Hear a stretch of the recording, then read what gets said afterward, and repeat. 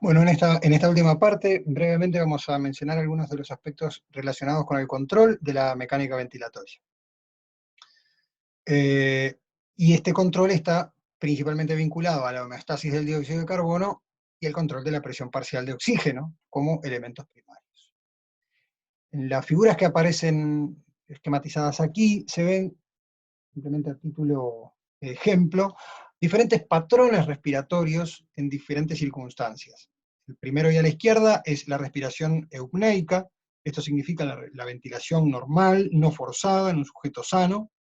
Las deflexiones hacia arriba corresponden a inspiraciones y expiraciones. Entonces se puede ver la relación temporal entre las diferentes fases del ciclo, la duración de estas y el patrón entonces eupneico esquematizado.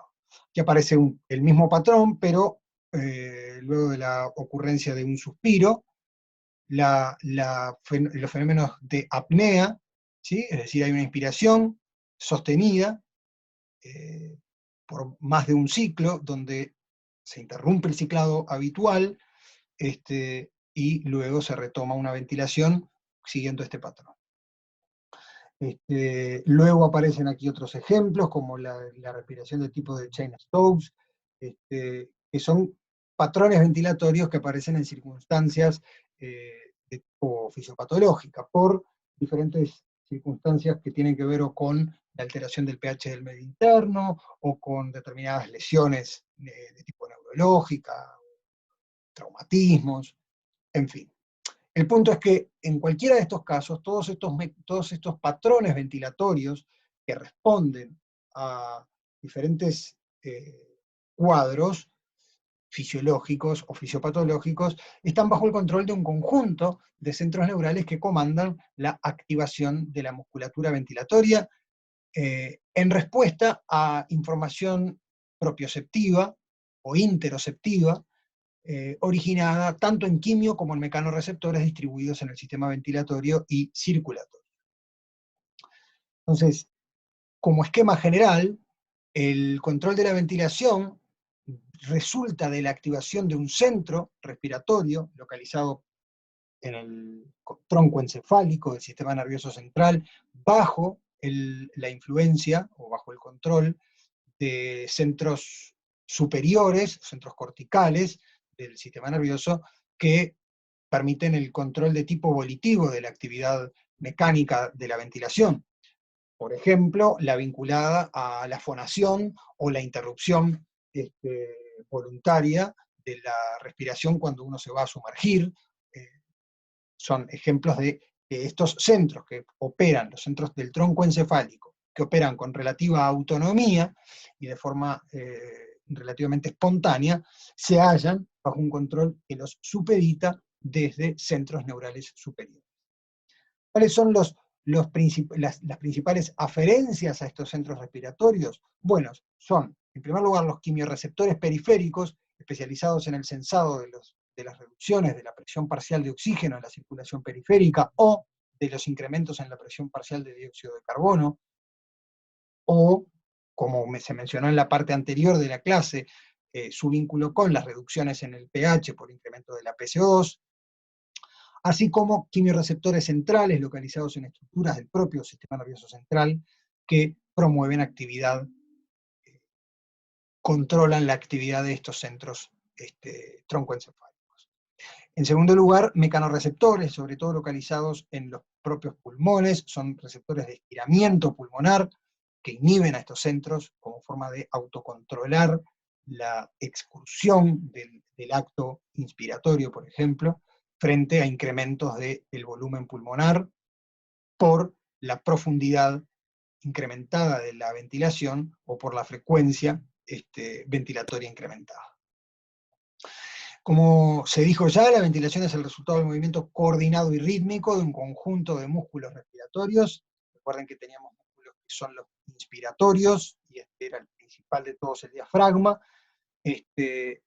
Músculos respiratorios que son reclutados solo en circunstancias especiales, y además de la actividad muscular, la ventilación resulta de la coordinación de esta con las propiedades viscoelásticas de la unidad tóraco-pulmonar. Por ejemplo, la expiración depende netamente, en condiciones normales, no forzadas, de la relajación de la unidad tóraco-pulmonar y el retorno del pulmón al volumen inicial en virtud de sus propiedades de retroceso. La actividad muscular es coordinada por centros neurales del tronco encefálico, como se dijo recién, bajo la influencia de aferencias visceroceptivas y el control ejercido por centros nerviosos superiores, vinculados sobre todo al control volitivo o voluntario de la ventilación.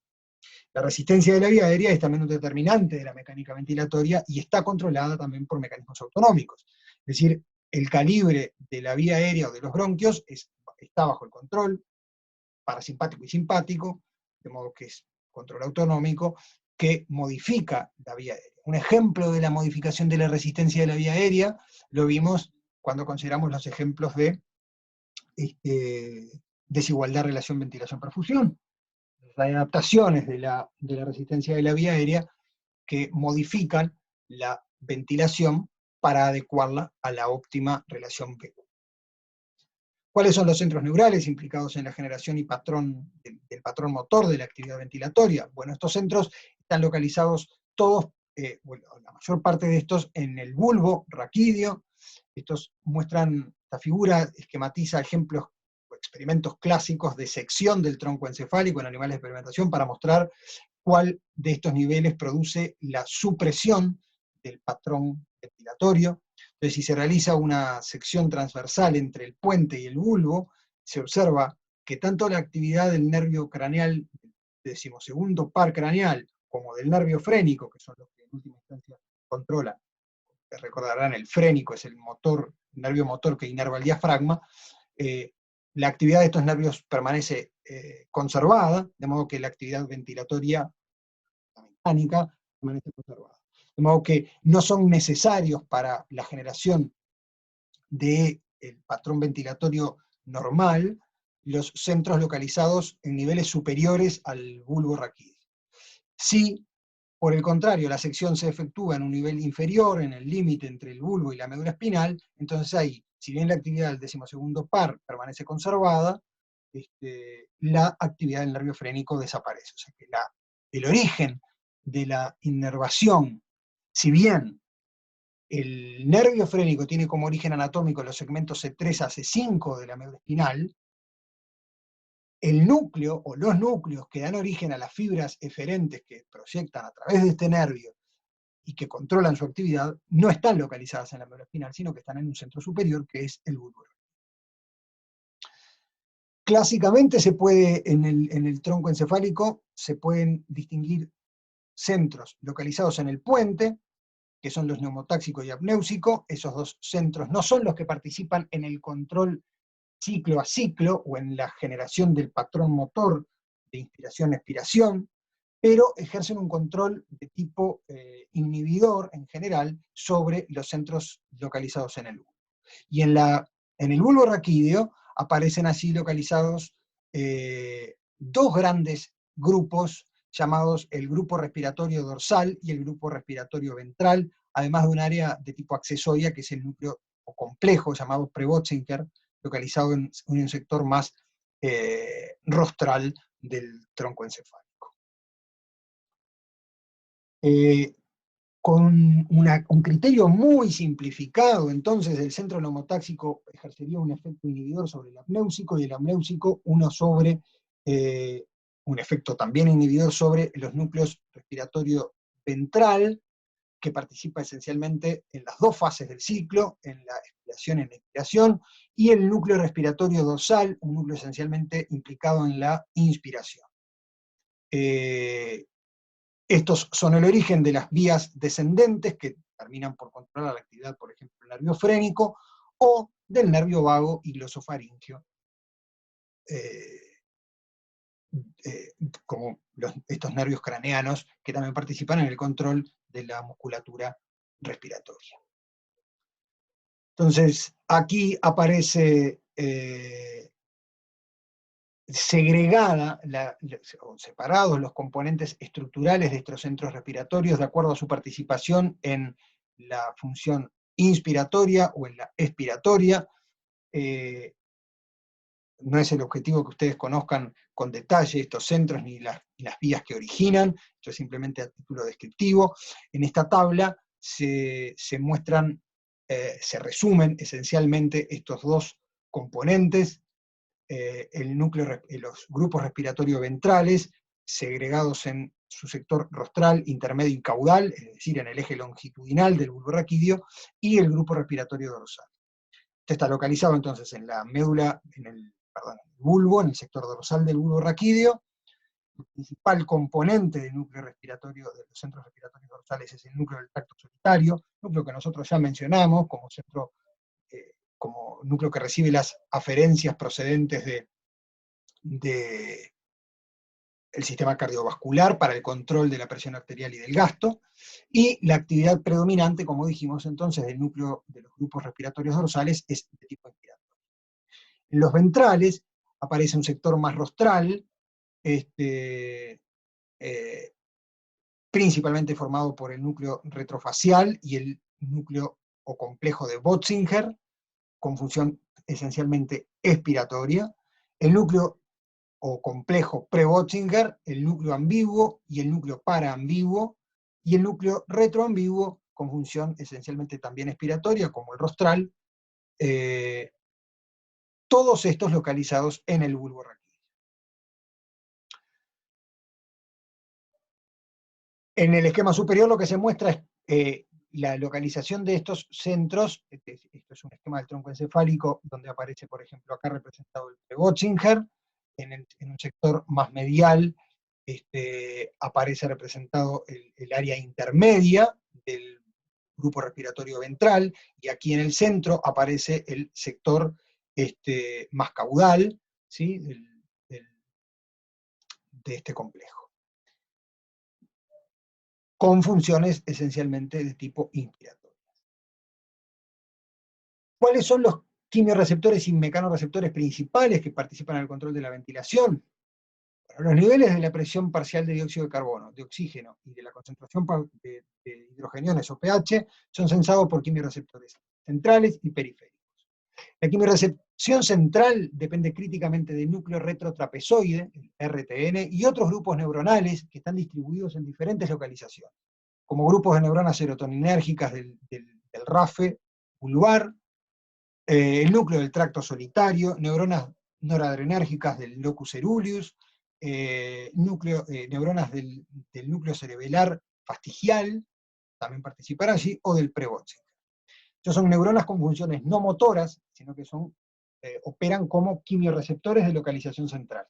Fíjense que es importante desde el punto de vista homeostático la presencia de estos centros, porque la preservación de estas variables, de la CO2, de la PO2 y del pH, son críticas para la función del sistema nervioso central. Entonces, aquí aparecen un conjunto de sensores que monitorizan instante a instante estos niveles e inician entonces respuestas compensatorias, que en última instancia serán las de controlar la ventilación. Recuerden que el control de la presión arterial, de la presión parcial de CO2 y de la presión parcial de O2, de acuerdo a la ecuación del gas alveolar, depende críticamente del control de la ventilación. La fracción inspirada o el consumo metabólico no se pueden regular porque están limitados. Bueno, la presión inspirada está limitada por la composición del gas atmosférico. Eso es inmodificable en condiciones fisiológicas, salvo cuando se ventila mecánicamente a un paciente y se le coloca una máscara para, por ejemplo, cuando se ventila mecánicamente no, digamos, cuando por ejemplo, se administra una máscara de flujo de oxígeno, ajustando la presión de oxígeno allí para alcanzar una fracción inspirada incrementada. Pero son condiciones, digamos, artificiales. En condiciones fisiológicas, lo mismo para el consumo o producción de dióxido de carbono, consumo de oxígeno. Digamos, eso está limitado por las demandas metabólicas. El aparato respiratorio puede controlar las presiones parciales de estos gases, coincidentemente del pH, en la medida en que es capaz de controlar la ventilación alveolar como determinante.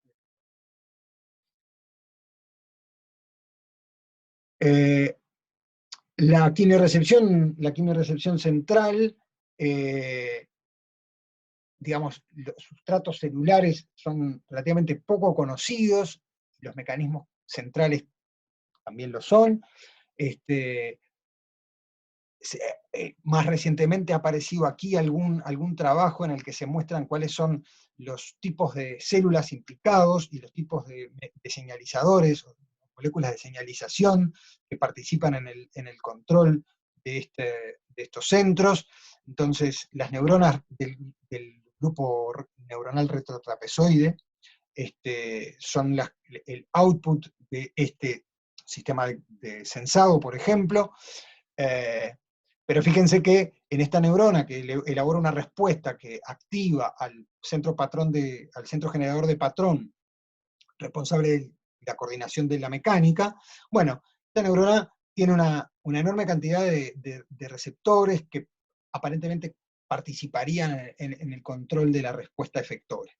Y además se le ha dado relativa importancia a células como los astrocitos, que son células gliales, pero que tendrían importante función en el sensado del hidrogenión o del CO2 del líquido cefalorraquídeo, por ejemplo, o del intersticio celular, a nivel del sistema nervioso central. Entonces, en el gráfico de aquí arriba a la derecha, lo que se muestra es cómo cambios en la presión parcial de dióxido de carbono centrales, o cambios en el pH central, o sea, sobre el sistema nervioso central, medidos fundamentalmente en el líquido cefalorraquídeo, tienen un impacto directo sobre la ventilación alveolar. Entonces aquí lo que se muestra es, frente a incrementos de la PCO2, existe un incremento muy importante de la ventilación alveolar, frente a reducciones de la PCO2, una reducción también de la ventilación alveolar. Este es el valor de referencia para una presión arterial normal, y aquí tenemos lo mismo, colocado en el mismo nivel, el pH fisiológico de 7.4, entonces tenemos una respuesta de tipo bifásica para reducciones del pH, es decir, estos son incrementos de la concentración de hidrogeniones en el líquido cefalorraquídeo, o lo que sucede a la inversa. Entonces, como se ve aquí, la modificación de estos parámetros a nivel central tiene impacto sobre la mecánica ventilatoria. Los quimiorreceptores periféricos están formados por estas estructuras vecinas de las que ya mencionamos en este curso, que son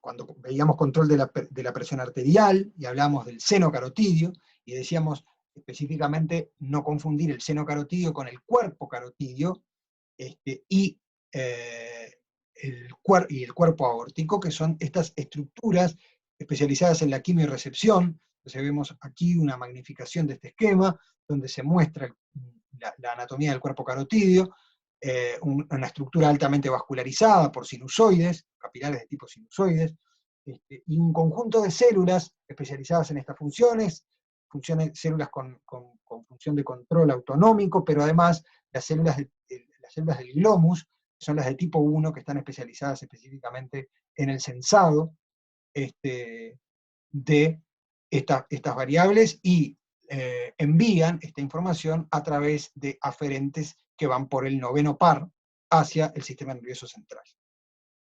O sea, el nervio glosofaringio transmite la información generada por estos quimiorreceptores en respuesta a cambios de las presiones parciales de oxígeno, dióxido de carbono y del pH. Entonces, aquí lo que se muestra es, a diferencia de lo que ocurre a nivel del sistema nervioso central, donde los quimiorreceptores centrales no están especializados en sensar la PO2, quimiorreceptores periféricos son mejores sensores de la PO2 que los centrales. Entonces acá se muestra una respuesta a incrementos o reducciones de la presión arterial de oxígeno, tal como se registra en la aferencia generada en el cuerpo carotidio. Entonces esto es un registro de la actividad eléctrica del nervio. Entonces se muestra que la frecuencia de descarga del nervio se reduce con incrementos de la presión arterial de oxígeno, o se incrementa marcadamente con reducción. Fíjense que la ganancia de esta vía es muchísimo mayor para las reducciones de la presión de oxígeno que para los incrementos. En el gráfico de la derecha lo que se muestra es los cambios en la ventilación alveolar en respuesta a los cambios en la presión parcial de oxígeno, dejando constante la presión parcial de dióxido de carbono. Entonces, nuevamente acá, frente a reducciones de la presión arterial de oxígeno, se puede observar un incremento de la ventilación alveolar a partir del valor de referencia indicado por la flecha. Además de los quimiorreceptores, participan mecanorreceptores pulmonares y bronquiales. Las aferentes pulmonares alcanzan el tronco encefálico a través del nervio vago, estableciendo contactos sinápticos esencialmente con neuronas del núcleo del tracto solitario. Importante núcleo de entrada de información viscerocelular. Aparecen allí fibras A de tipo mielínicas, que son receptores de estiramiento de adaptación rápida y lenta. Este mismo criterio que utilizamos para los mecanorreceptores cuando hablamos de los sistemas sensoriales. Aparecen allí entonces fibras que descargan, fibras de alta velocidad de conducción, que descargan en función de la deformación del pulmón, localizándose entonces en el origen de estas vías en el parénquima pulmonar. Y fibras de tipo C amielínicas que transportan información de tipo información originada en quimiorreceptores localizados en el parénquima pulmonar. Estas fibras, estas aferencias, tanto las fibras C amielínicas como las amielinizadas, son fibras que participan en las respuestas, por ejemplo, de adaptación local a la desigualdad BQ que mencionamos hace un rato o en la parte anterior de esta clase. En este cuadro hay un resumen de algunas de estas vías y cuáles son las fibras receptoriales implicadas y que son, digamos, que forman parte del nervio vago. Algunas de estas son las A beta o la C, como se mencionaba recién, donde están localizadas el origen de estas vías aferentes, por ejemplo, para estas fibras A beta de adaptación lenta, el origen es el músculo liso de la vía aérea. El estímulo que genera el incremento de su frecuencia de descarga es la insuflación pulmonar, o sea, la distensión de la vía aérea, y desencadena una respuesta conocida como reflejo de Breuer-Hering, que tiene como resultado la finalización de la inspiración, es decir, interrumpe el proceso mecánico por el que el volumen pulmonar incrementa sus dimensiones, y prolonga la expiración con dilatación de la vía aérea. Por acá también aparece otros ejemplos resumidos en ese cuadro.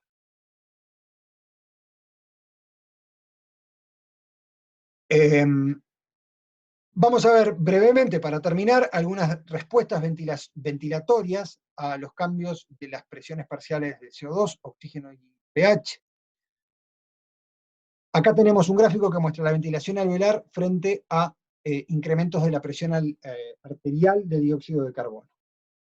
Entonces, este gráfico, el que señalo acá, muestra la relación ventilación PSO2 en condiciones fisiológicas. ¿Sí? Es lo que se ilustra por acá. Ustedes ven en diferentes circunstancias cómo, por ejemplo, durante el sueño, la ganancia de esta curva se reduce, es decir, la pendiente es menor, lo que significa que cambios iguales de la presión parcial de dióxido de carbono durante el sueño comportan cambios relativamente menores de la ventilación alveolar. Acá aparece el efecto de algunos fármacos, como los opioides o como los barbitúricos, o en circunstancias patológicas como la enfermedad pulmonar obstructiva crónica, la ganancia de este mecanismo está bien reducida y algunos agentes anestésicos provocan desplazamientos de la curva en esta dirección. Y en sentido contrario, durante la acidosis metabólica, algo de eso se comenta en el material complementario, que está disponible en el entorno virtual, aparece así un incremento de la ganancia de este sistema de control. Finalmente, aquí se muestran, esta curva nosotros ya la vimos, en estas otras dos curvas lo que se muestran son los cambios de la ventilación alveolar cuando se modifica la presión parcial de oxígeno alveolar que la podríamos tomar como correlato de la presión de oxígeno arterial en este caso.